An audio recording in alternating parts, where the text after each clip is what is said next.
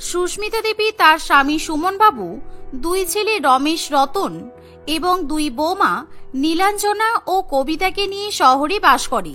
কবিতা নতুন বিয়ে করে শ্বশুরবাড়িতে এসেছে, কিন্তু সে তার ফুচকার ঠেলা গাড়িও সাথে করে নিয়ে আসে।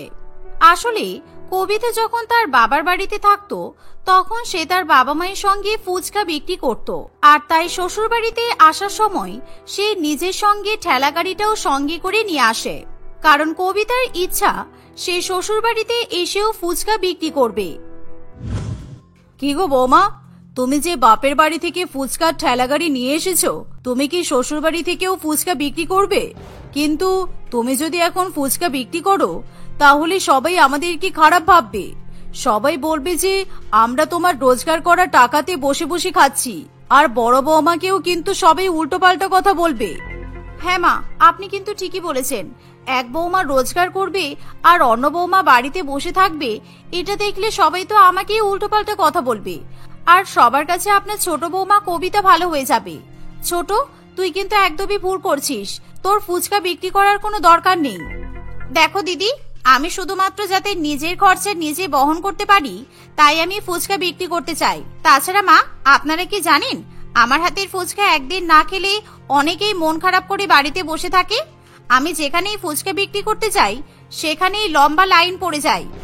বাবা, কি যে বলো না তুমি! তুমি কেমন ফুচকা বিক্রি করো যে আগে থেকেই লাইন পড়ে যায়? তাছাড়া ফুচকা তো আমরাও খেয়েছি। কি যে বলো না, জানি না তুমি কেমন ফুচকা বিক্রি করো যে আগে থেকেই লম্বা লাইন পড়ে যায়। আর তাছাড়া আমারও কিন্তু ফুচকা খেতে ভালো লাগে, ফুচকা আবার ঝাল না হলে আমার ভালো লাগে না। আচ্ছা বৌমা, তুমি কি ঝাল ফুচকা বিক্রি করো? আরে মা, আমার ঝাল ফুচকার জন্যই তো আমি আমার ফুচকার ঠেলা গাড়ি এখনো চালাতে পারছি, কারণ সবাই আমার কাছে ঝাল ফুচকাই খেতে আসে। আবার মাঝে মধ্যে অনেকে আমার কাছে এসে ঝাল ফুচকা খাওয়ার চ্যালেঞ্জও করে। আচ্ছা, আপনারা কি আমার ঝাল ফুচকা খেতে চান? তুই যখন এত করে বলছিস তাহলে আমরা কেন খাবো না? তোর হাতে ঝাল ফুচকা খেয়েই দেখি কেমন লাগে। এখন তো এখানে আমরা সবাই আছি, বাবা, মা, রতন, রমেশ, আমার বাচ্চারাও আছে। আমার ছেলে মেয়েরাও কিন্তু ফুচকা খেতে খুব ভালোবাসে, আর যতই ঝাল লাগুক না কেন ওরা ঠিক ফুচকা খেয়ে নেয়। কই দে দেখি, আমাদের সবাইকে ফুচকা দে। এই শুনে কবিতা সবার হাতে ফুচকার প্লেট ধরিয়ে দেয় আর সবাইকে অনেক বেশি পরিমাণে ঝাল দিয়ে ফুচকা দিতে শুরু করে। কিন্তু সেই ঝাল ফুচকা খেয়ে কারোরই কিছু মনে হয় না, বরঞ্চ সবাই কবিতার প্রশংসা করতে শুরু করে। বৌমা, তোমার হাতে ঝাল ফুচকা সত্যি খুব ভালো লেগেছে, কই দাও তো, আমাকে আরো দাও। কাকিমা, কাকিমা, আমাকেও দাও না। তুমি শুধু ঠাকুমা আর বাবাকে দিচ্ছ কেন? আমাদেরকেও তো ফুচকা দেবে। হ্যাঁ রে বাবা, আমি সবাইকেই দেব, আর তোদেরকেও দেব। তোরা এত বাচ্চা হয়ে এত তাড়াতাড়ি কিভাবে এত বড় বড় ফুচকা খেয়ে ফেলছিস, আমি সেটা দেখেই অবাক হচ্ছি। এই নে, ধর। এভাবেই কবিতা একে একে সবাইকে ফুচকা দিতে দিতে তার ঠেলা গাড়ির সমস্ত ফুচকা শেষ হয়ে যায়। এ বাবা, আমার ফুচকা কখন শেষ হয়ে গেল? মা, বাবা, দিদি, তোমরা আমার সব ফুচকা খেয়ে নিলে। এখন আমি কি বিক্রি করতে যাব বলো তো? এখন যদি ফুচকা তৈরি করে বিক্রি করতে যাই তাহলে তো অনেক সময় লেগে যাবে, আর আমার সব কাস্টমারও চলে যাবে। এখন আমি কি করব? ছোট বৌমা, তুমি মন খারাপ করো না। কালকে তুমি যখন ফুচকা বানাবে তখন তোমার বড় যা তোমার হাতে হাতে সাহায্য করে দেবে। এই যে বড় বৌমা, তুমি ছোট বৌমার হাতে হাতে একটু সাহায্য করে দিও, কেমন? আর শোনো, তোমাদের দুজনকেই বলছি, কালকে কিন্তু আরেকটু বেশি করে ফুচকা বানিও, কেননা বাড়ি থেকে বের হওয়ার আগে তুমি আমাদের সবাইকে তোমার হাতে ঝাল ফুচকা খাইয়ে তবেই যাবে, বুঝেছো? কি, কালকে আবার আপনারা ফুচকা খাবেন? আমি কেন যে আমার শ্বশুরবাড়ির সবাইকে ফুচকা খাওয়াতে গেলাম, এবার তো আমিই ফেসে গেলাম। এবার আমাকে প্রত্যেকদিন সবার জন্য বেশি বেশি ফুচকা বানাতে হবে, তা না হলে আমার ঠেলা গাড়ির ফুচকা আবার কালকে এরা খেয়ে শেষ করে দেবে। এভাবে সেদিন কবিতা তার শ্বশুরবাড়ির পরিবারের জন্য ফুচকা বিক্রি করতে যেতে পারে না। এভাবে দিনের পর দিন কাটতে থাকে। আসলে তার শ্বশুরবাড়ির পরিবার এতটাই ঝাল ফুচকা পাগল ছিল যে তাদেরকে কবিতা কোনোভাবেই সামলাতে পারত না।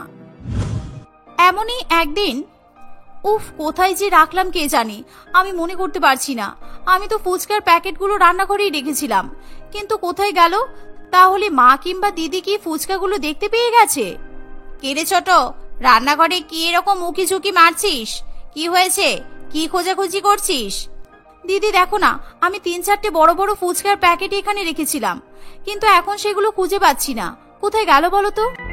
ও, তুই ওই বড় বড় ফুচকার প্যাকেটগুলো খুঁজছিস?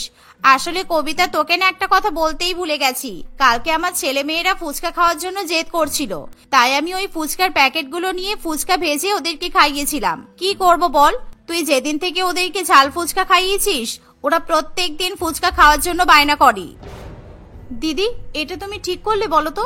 আমি জানতাম তোমরাই কেউ আমার ফুচকা নিয়েছো, কারণ আমি যেদিন থেকে তোমাদের সবাইকে ফুচকা খাইয়েছি সেদিন থেকে তোমরা পুরোপুরি ফুচকা পাগল হয়ে গেছো। কি জন্য যে আমি তোমাদেরকে ঝাল ফুচকা খাওয়াতে গেলাম কে জানি। দূর, এখন আবার আমাকে ফুচকা কিনে নিয়ে আসতে হবে। ফুচকার বড় বড় প্যাকেটের কত দাম জানো? অনেক কষ্ট করে আমি ওই 4 প্যাকেট ফুচকা কিনে নিয়ে এসেছিলাম, আর তোমরা সেটাও খেয়ে শেষ করে দিলে। কাকিমা কাকিমা, আমরা তো একটু শুধু ফুচকাই খেয়েছি, তাই জন্য তুমি আমাদেরকে এত বকবে? ঠিক আছে যাও, আমরা আর ফুচকা খাবো না। আরে না না রিমি, আমি তোদেরকে কথা শোনাচ্ছি না। তোরা ফুচকা খেয়েছিস, খুব ভালো করেছিস। তাহলে তুমি আজকে আমাদের জন্য আবার ফুচকা বানিয়ে খাওয়াবে, ঠিক আছে? আর আজকে কিন্তু আমার ফুচকাতে বেশি করে ঝাল দেবে। দেখো বৌমা, শুধু ওদেরকে খাওয়ালেই তো চলবে না, আমাকে আর তোমার শাশুড়ি মাকেও তো খাওয়াতে হবে। তোমার হাতের ঝাল ফুচকা তো আমাদের খুবই ভালো লাগে। বাড়িতে এরকম ফুচকা বলে একটা বৌমা থাকলে তাহলে ফুচকা খাওয়ার তো আর অভাব হয় না, তাই না? এখন তো যখন ইচ্ছা হয় তখনই ফুচকা খেতে পারি। সুমন বাবুর এমন কথা শুনে কবিতা অবাক হয়ে যায়, আর সে কিছুই বলতে পারে না। আর কিছুক্ষণের মধ্যেই কবিতা আবার দোকান থেকে ফুচকার প্যাকেট কিনে নিয়ে আসে, আর সে আবার ফুচকা ভাজতে শুরু করে দেয়। আর এভাবেই দিন কাটতে থাকে। আচ্ছা, আপনারা কি চান বলুন তো? আপনারা কি ভেবে নিয়েছেন যে আমাকে ফুচকা বিক্রি করতে দেবেন না? আপনারা তো আমাকে আগেই ভালোভাবে বলে দিতে পারতেন যে আমি ফুচকা বিক্রি করতে পারবো না, তাহলে বেকার বেকার আমি এতটা পরিশ্রম করতাম না। আপনাদের জন্য আমি ফুচকা বিক্রি করতে যেতেই পারি না। প্রত্যেকদিন সব ফুচকা আপনারাই তো খেয়ে শেষ করে ফেলছেন, আর আমার কত লস হচ্ছে বলুন তো। আরে বৌমা, তুমি রেগে যাচ্ছ কেন? তুমি বাড়ির লোকজনকে ফুচকা খাওয়াচ্ছ বলে এতটা রেগে যাবে? আমরা তো তোমার বাড়ির লোক, আর আমি তোমার শাশুড়ি মা। তোমার হাতের ফুচকা ভালো লাগে বলেই তো আমরা খাই, তা না হলে তো আমরা বাইরে থেকেই খেয়ে আসতাম। আমার হাতে ঝাল ফুচকা ভালো লাগে বলে আপনারা এরকম ভাবে সব ফুচকা খেয়ে শেষ করে ফেলবেন? তাহলে আমি কি বিক্রি করতে যাব? যেদিন থেকে আপনাদেরকে ফুচকা খাইয়েছি সেদিন থেকে প্রত্যেকটা দিন আপনারা সব ফুচকা খেয়ে শেষ করে দিচ্ছেন। আমি বাড়িতেও আপনাদের জন্য ফুচকা রাখতে পারছি না।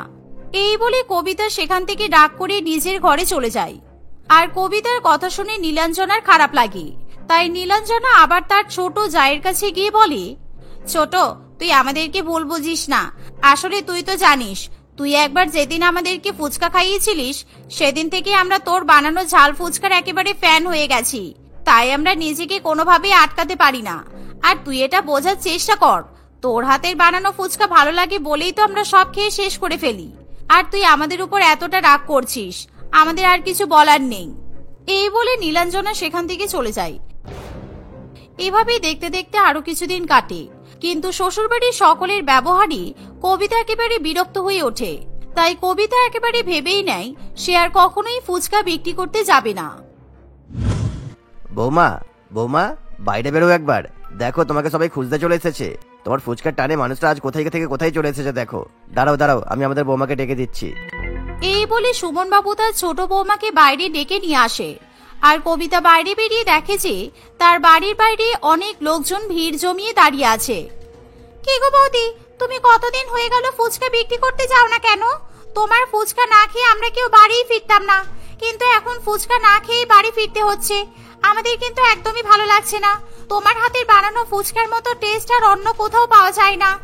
হ্যাঁ বৌদি, আর এরা সকলেই তোমার মাথা খারাপ করে দিচ্ছিল যে তুই তোর বৌদির বাড়িটা খুঁজে বার কর, তারপর আমরা বৌদির বাড়ি থেকে বৌদির কাছ থেকে ফুচকা খেয়ে আসবো। কিন্তু এদেরকে তো আমি আর বলে বোঝাতে পারছি না যে আমি নিজেও তোমার বাড়িটা জানি না। আজ অনেক কষ্ট করে তোমার বাড়িটা খুঁজে বার করলাম। তোমরা খুব ভালো কাজ করেছো। তোমরা যদি না আসতে তাহলে মনে হয় কবিতার কখনোই ফুচকা বিক্রি করতে যেত না, কারণ ওর তো পুরোপুরি আশা চলেই গিয়েছিল। কিন্তু তোমাদের দেখে এবার আমার বউ ফুচকা বিক্রি করতে যাবে। আর হ্যাঁ, কাল থেকে তোমরা আবারও ঝাল ফুচকা খেতে পারবে। রতনের কথা শুনে সবাই খুশি মনে সেখান থেকে চলে যায়, কিন্তু কবিতা রতনের কথা শুনে প্রচন্ড পরিমাণে রেগে যায়। এই যে রতন, তোমরা আমাকে ফুচকা বিক্রি করতে যেতে দেবে? তোমরা তো আগে আমার সব ফুচকা খেয়ে শেষ করে ফেলবে, তাহলে আমি কি বিক্রি করব শুনি? তুমি সবার সামনে বললে কেন যে আমি আবার ফুচকা বিক্রি করতে যাব? আরে বৌমা, তুমি আর রাগ করো না, আমরা তোমার কাছ থেকে আর ফুচকা খাবো না। আমরা এবার ইচ্ছা হলে বাইরে থেকে ফুচকা খেয়ে আসবো। তুমি যেরকম আগে ফুচকা বিক্রি করতে সেরকম ফুচকা বিক্রি করো। এভাবেই সুস্মিতা দেবী কবিতাকে বোঝানোর চেষ্টা করে। আর পরের দিন থেকে কবিতা আবার বাজারে ফুচকা বিক্রি করতে যায়। কিন্তু সন্ধ্যাবেলা সুস্মিতা দেবী তার পরিবারকে নিয়ে বাজারে ফুচকা খেতে যায়। আর কবিতার ঠেলাগাড়ির পাশেই অন্য একজন ফুচকাওয়ালা দাঁড়িয়েছিল। তার কাছ থেকেই সুস্মিতা দেবী এবং তার পরিবার ফুচকা খাওয়া শুরু করে। কিন্তু সেই ফুচকা খেয়ে সুস্মিতা দেবী এবং তার পরিবারের কিছুতেই মন ভরে না, কারণ সেই ফুচকাওয়ালার ফুচকাতে বেশি ঝাল ছিল না। আরে এই যে দাদা, আপনি কি ঝাল দিতে চাইছেন না? একটু বেশি করে ঝাল দিন। আপনি কেমন ঝাল দিচ্ছেন বলুন তো, একটুও তো ঝাল লাগছে না। আরে দিদি, আর কত ঝাল দেবো? তোমাদের জন্য তো আমি সব লঙ্কাই মাখিয়ে দিয়েছি, এরপরে বলছো ঝাল হয়নি? আর তো লঙ্কা নেই। আরে দূর, তোমার কাছ থেকে দেখছি ফুচকা খাওয়াই যাবে না। এই যে চলো, আমরা বরং বৌমার কাছ থেকেই ফুচকা খাই। বৌমার মতো ঝাল ফুচকা আমাদেরকে কেউ খাওয়াতে পারবে না। এই বলে সুস্মিতা দেবী তার পরিবারকে নিয়ে আবার কবিতার ঠেলাগাড়ির সামনে দাঁড়িয়ে পড়ে। আর যা দেখে কবিতা প্রচন্ড পরিমাণে রেগে যায়, কারণ কবিতা ভালো করেই বুঝতে পারে সে একবার যদি তার পরিবারকে ফুচকা দিতে শুরু করে তাহলে ঠেলাগাড়ির সমস্ত ফুচকা শেষ না হওয়া পর্যন্ত তারা কিছুতেই ফুচকা খাওয়া বন্ধ করবে না। কিন্তু বাজারে অনেক লোকজন উপস্থিত থাকায় কবিতা তার পরিবারকে কিছু বলতে পারে না। সে বাধ্য হয়ে সবাইকে ফুচকা দেওয়া শুরু করে আর তার পরিবারের সকলে কবিতার ঝাল ফুচকা খেয়ে শেষ করে দেয়। এর ফলে কবিতার কাস্টমাররা আর ফুচকা পায় না। এবার তোমরা বাড়ি চলো, তারপর আমি তোমাদেরকে আসল রূপ দেখাবো। তোমরা বাড়িতে ফুচকা না খেয়ে বাজারে এসে আমার সব ফুচকা খেয়ে শেষ করে দিলে। তোমাদের এটাই যদি করার থাকতো তাহলে তোমরা আগেই বলতে পারতে। আমি এতটা কষ্ট করে এখানে ঠেলাগাড়ি নিয়ে ফুচকা বিক্রি করতে আসতাম না, তোমাদের সবাইকে বাড়িতেই ফুচকা খাইয়ে দিতাম। আর কবিতা আজকে প্রচন্ড পরিমাণে রেগে যাওয়ায় সে সকলের সামনে চিৎকার করে করে তার শ্বশুরবাড়ির সঙ্গে বাজে ব্যবহার করে, আর যার ফলে তার পরিবারের সকলে অপমানিত বোধ করে আর তারা নিজেদের ভুল বুঝতে পারে। এর ফলে সবাই মিলে সেদিনই কবিতার কাছে ক্ষমা চেয়ে নেয়। আর সেদিনের পর থেকে তারা আর কেউ কবিতার কাছ থেকে ঝাল ফুচকা খাওয়ার জন্য আবদার করে না। এর ফলে কবিতা আবার আগের মতো ভালোভাবে ফুচকা বিক্রি করতে থাকে। একি এসব কি খাবার রান্না করেছে এই বিদেশি ভূতটা? কি অদ্ভুত দেখতে খাবারগুলো। এই কি এগুলো? মা, মারিয়া এগুলো বিদেশি খাবার রান্না করেছে। মারিয়া খুব ভালো রান্না করতে পারে, খেয়ে দেখো, তোমার খুব ভালো লাগবে। ডার্লিং, এই আইটেমগুলোর নাম কি গো? চুপ কর বেয়াদব, এসব ন্যাকামি আমার সামনে চলবে না। আর আমি দেশি বাঙালি রান্না খেতে ভালোবাসি। এসব ছাইপাশ বিদেশি রান্না খাওয়া তো দূরের কথা, আমি দেখতেও চাই না। আমি যে মেয়েকে মন থেকে মানি না তার হাতের রান্না আমি স্পর্শও করব না। মম প্লিজ খেয়ে নিন, আমি অনেক ভালোবেসে রান্না করেছি, প্লিজ মম। না, কিছুতেই নয়, আমি নিজের রান্না নিজেই করে খাবো, যতদিন না আমার ছোট ছেলের বউ বাড়িতে আসছে। বৌমা, তুমি মন খারাপ করো না, তোমার শাশুড়ি মা খায়নি তাতে কি, আমি তো খাবোই। কোনোদিনও বিদেশি খাবার খাইনি, আজকে সুযোগ পেয়েছি যখন ছাড়বো কেন? গেলো, তোমরা ভালো করে গেলো, আমি এসব ঢং সহ্য করতে পারবো না। এই আমি গেলাম এখান থেকে। এই বলে পারমিতা দেবী সেখান থেকে চলে যায়। পারমিতা দেবী তার স্বামী মদন বাবু এবং দুই ছেলে বিক্রম ও মনোজিতের সঙ্গে বাস করত। সে ভালো ভালো খাবার খেতে খুবই পছন্দ করত, তাই সে প্রত্যেক দিনই নানান রকম পদ রান্না করত। তার জীবনের একটাই উদ্দেশ্য ছিল তার পছন্দের সুযোগ্য সংস্কারী মেয়েদের সঙ্গে তার দুই ছেলের বিয়ে দেওয়া, যাতে সে বৃদ্ধ বয়সে তার বৌমাদের হাতে রান্না করা ভালো ভালো খাবার খেতে পারে। কিন্তু তার বড় ছেলে বিক্রম তার পছন্দের বিদেশি মেয়ে মারিয়াকে বিয়ে করে বাড়িতে নিয়ে আসায় পারমিতা দেবী কিছুতেই তাকে মেনে নিতে পারছিল না। তাই সে এবার তার ছোট ছেলের বিয়ে দেওয়ার জন্য উঠে পড়ে লাগে। বাবা, তোর সাথে একটা দরকারি কথা আছে। আমি তো তোর মা হই, বল, তুই আমার কথা রাখবি তো বাবা, বল না। কোন কথা রাখার কথা বলছো তুমি? কি বলতে চাইছো সরাসরি বলো। দেখলি তো, তোর বড় দাদা ওই বিদেশে ভূতটাকে বিয়ে করে বাড়িতে নিয়ে এসেছে। আমি ওকে মেনে নিতে পারছি না রে বাবা। তুই যদি আমাদের দেশের সংস্কারী মেয়েকে বিয়ে করিস তাহলে আমি খুব খুশি হব। তোমার কথাটা আমি পুরোপুরি রাখতে পারবো না মা। আমি আমাদের দেশের মেয়েকে বিয়ে করবো ঠিকই, কিন্তু ওই সংস্কারী কাকিমা টাইপ মেয়েকে আমি বিয়ে করতে পারবো না। আমার মডার্ন মেয়েকে পছন্দ। এরকম বলিস না রে বাবা, আমি তোর জন্য একটা খুব ভালো মেয়ে দেখেছি। মেয়েটা খুবই ভালো রান্না করতে পারে। তুই মধুমিতাকে বিয়ে কর বাবা। তুই ওকে বিয়ে করলে আমি তোকে তোর পছন্দের কার কিনে দেব।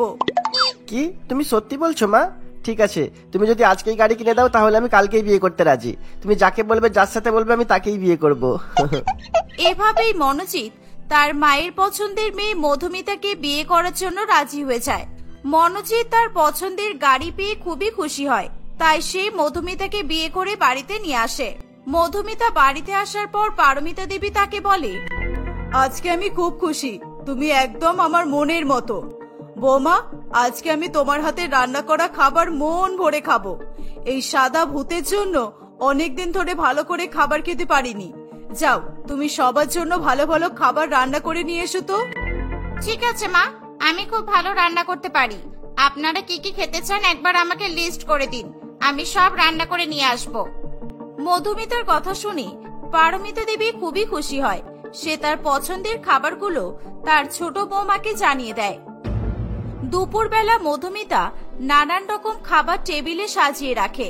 ঠিক তখনই সেখানে মারিয়া বেশ কিছু বিদেশি খাবার নিয়ে উপস্থিত হয়। এই ইংরেজির বাচ্চা, তোমাকে রান্না করতে কে বলেছে? হ্যাঁ, আজকে আমরা সবাই নতুন বৌমার হাতের রান্না খাবো। বেকার বেকার তুমি রান্না করে খাবারগুলো নষ্ট করলে কেন? বাবা, আপনি খাবেন না? আমি তো আপনার জন্যই খাবার রান্না করেছি। আপনি তো আমার হাতের খাবার খেতে পছন্দ করেন। না বৌমা, আজকে আমি ছোট বৌমার হাতের রান্নাই খাবো। তোমার হাতের বিদেশি রান্না তো অনেক খেয়েছি, আজকে নতুন বৌমার বাঙালি রান্না খাবো। সত্যি এই পোলাওটা খেতে অসাধারণ হয়েছে। হ্যাঁ, এই জন্যই তো বলেছিলাম আমাদের দুই ছেলের বিয়ে সংস্কারী মেয়েদের সঙ্গে দেব।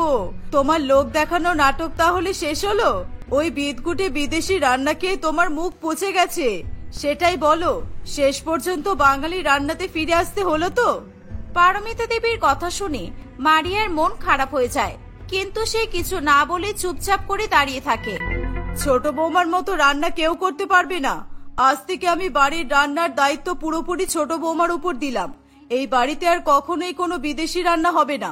এই যে সাদাভূত তুমি, তোমাকে যেন আর কাল থেকে রান্নাঘরে প্রবেশ করতে না দেখি। মনে থাকবে কি বললাম? ঠিক আছে মম, আপনি যা বলবেন আমি তাই করব। আমি আর রান্নাঘরে ঢুকবো না, আই প্রমিস ইউ। সবাই যে যার মতো পেট ভরে খাবার খেয়ে সেখান থেকে চলে যায়। পরের দিন সকালবেলা অনেক বেলা হয়ে গেলেও মধুমিতা ঘুম থেকে ওঠে না। অনেকক্ষণ ধরে অপেক্ষা করার পর বিরক্ত হয়ে পারমিতা দেবী মধুমিতাকে ডাকতে তার ঘরে যায়। কি হলো ছোট বৌমা, তুমি এখনো পর্যন্ত একবারও ঘর থেকে বেরোলে না? 11টা বাজে, এখনো পর্যন্ত তুমি কোনো রান্না বান্না করলে না। আমরা সবাই কি খাবো? কি খাবেন মানে? যা ইচ্ছা খান, আমাকে বিরক্ত করবেন না। আমি রান্না করতে পারবো না। আপনি কি আমাকে এই বাড়ির চাকর ভেবেছেন? আমাকে রান্না করার জন্য এখানে নিয়ে এসেছেন? আমি সারাদিন আপনাদের জন্য আর বিশেষ করে ওই সাদা ভূতটার জন্য রান্না করব, আর আপনারা মজা করে খাবেন? এ তুমি কি বলছো বৌমা? কালকে আমি যাকে বাড়িতে নিয়ে এলাম সেটা তো তুমি নও। তুমি একদিনে এতটা পাল্টে যাবে আমি তো ভাবতেও পারছি না। আর আমিও ভাবতে পারছি না আপনি এতটা বিবেকহীন কিভাবে হতে পারেন। আপনার বড় বৌমা বিদেশি বলে আপনি ওকে রান্না করতে পুরোপুরি নিষেধ করে দিলেন, আর আমাকে আপনি রান্নার সমস্ত দায়িত্ব দিয়ে দিলেন। কিছুতেই না, আমি কারোর জন্যই কোনো রান্না করতে পারবো না। আর আমি আর আমার বর কি খাবো সেটা আমি ভেবে নেব। আমার কপালটাই খারাপ। বড় ছেলেটা ইংরেজির বাচ্চাকে বিয়ে করে বাড়িতে নিয়ে এলো, আর ছোট ছেলেকে নিজের পছন্দের মেয়ের সঙ্গে বিয়ে দিয়েও আমার কপালে দুমুঠো ভাত জুটছে না। ঠিক আছে, তোমাদের কাউকেই রান্না করতে হবে না। যতদিন সামর্থ্য আছে আমি নিজেই রান্না করে খাবো। এই বলে পারমিতা দেবী রান্নাঘরে চলে যায়। সে খুবই কান্নাকাটি করতে করতে রান্না করে। সে রান্না করতে করতে প্রায় অন্যমনস্ক হয়ে যাচ্ছিল। এর ফলে ভুলবশত তার শাড়ির আঁচলে আগুন ধরে যায়। সে আগুন দেখে খুবই ভয় পেয়ে যায়। কি করবে কিছু বুঝে না পেয়ে সে তার 2 হাত দিয়ে আগুন নেভানোর চেষ্টা করে। এর ফলে তার 2 হাত পুড়ে যায়। সে জ্বালা যন্ত্রণায় ভীষণ পরিমাণে কান্নাকাটি করতে থাকে। তার কান্নার আওয়াজ পেয়ে বাড়ির সকলেই সেখানে ছুটে আসে। আমার কপালটাই খারাপ। বাড়িতে 2 বৌমা থাকতে আমাকে এই বৃদ্ধ বয়সে রান্নাঘরে এসে রান্না করতে হচ্ছে। শুধু হাত দুটো পুড়েছে, অন্য কোনোদিন হয়তো আমি পুরোপুরি পুড়ে গিয়ে মারাই যাব। তখন তোরা সবাই শান্তি পাবি। মা, তোমার ছোট বৌমা রান্না করছে না কেন? মধুমিতা, তুমি মাকে রান্না করতে দিয়েছো কেন? কাল যে মা তোমাকে রান্নার দায়িত্ব দিয়েছিল। আমি কারো চাকর নই, ওকে? আমি কোনো রকমই রান্না করে কাউকে খাওয়াতে পারবো না। আমার রান্না করতে একটুও ভালো লাগে না। আর একটা কথা তোমাদেরকে বলে দিই, তোমরা সবাই যে আমার হাতে রান্না খেয়ে প্রশংসা করলে, ওই খাবারগুলোর কিছুই আমি রান্না করিনি। আমি অনলাইন থেকে অর্ডার করেছিলাম। মানে? তার মানে তুমি রান্না করতেই পারো না? তুমি মাকে মিথ্যা কথা বলেছো? না, একদমই নয়। আমি রান্না করতে পারি না তা নয়, আমি রান্না করতে পারি, কিন্তু আমি করব না। আমি কারো সেবা যত্ন করার জন্য এই বাড়িতে আসিনি। তোমার মাকে নিয়ে তোমার এতই চিন্তা, তবে তুমি নিজেই তোমার মাকে রান্না করে খাওয়াও। দেখ বাবা দেখ, তোর সামনে কিভাবে বড় বড় কথা বলছে, আর তুই দাঁড়িয়ে দাঁড়িয়ে শুনছিস। হ্যাঁ মা, এছাড়া আমি আর কি বা করতে পারি? এটা তো তোমার পছন্দেরই মেয়ে, তুমি যাকে বলেছো আমি তাকেই বিয়ে করে এনেছি। আমার বউয়ের কথা তো এবার তোমাকে শুনতেই হবে। এই বলে মনোজিৎ তার বউকে নিয়ে সেখান থেকে চলে যায়। পারমিতা দেবীও কাঁদতে কাঁদতে নিচের ঘরে চলে যায়। শাশুড়ি মায়ের এরকম অবস্থা দেখে মারিয়ার খুবই খারাপ লাগে। তাই মারিয়া তার শাশুড়ি মায়ের জন্য ইউটিউব দেখে বাঙালি খাবার রান্না করে নিয়ে আসে। মম, আমি আপনার জন্য বাঙালি খাবার রান্না করে নিয়ে এসেছি। আমি ইউটিউব দেখে রান্না করেছি। আপনি প্লিজ এই খাবারগুলো খেয়ে নিন। আপনি আর কতক্ষণ না খেয়ে থাকবেন? কোনো উপায় না পেয়ে পারমিতা দেবী মারিয়ার হাতে রান্না করা খাবার খায়। খাবারগুলো খেয়ে তার ভালোই লাগে, কিন্তু সে মুখ ফুটে তার বড় বৌমাকে কিছুই বলে না। সেদিনের পর থেকে মারিয়া প্রত্যেকদিন তার শাশুড়ি মায়ের জন্য রান্না করতে থাকে। ধীরে ধীরে মারিয়ার প্রতি পারমিতা দেবীর মনে ভালোবাসা জন্মায়। তাদের সম্পর্ক অনেকটাই ভালো হয়ে যায়।